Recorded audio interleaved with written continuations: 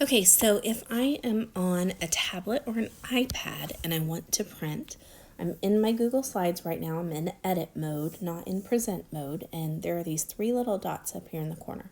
So I'm going to tap those three dots, and then down here it says share and export. When I click that, print is one of my options. I'm going to click print, and what it's going to do is create a PDF, so this may take a minute. It's downloading all 10 of those slides to create a PDF from them. So wait just a second.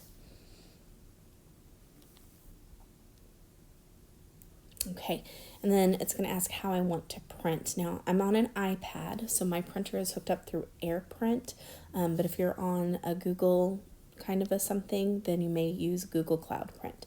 So I'm going to click AirPrint, and then my options come up. I can choose my printer, how many copies I want, and then the most important part right here is the range. We do not need all 10 slides. We only need slides 4 and 5. So I'm going to change those numbers so it says 4 to 5. Go back and find my printer, and then I can click print right up there.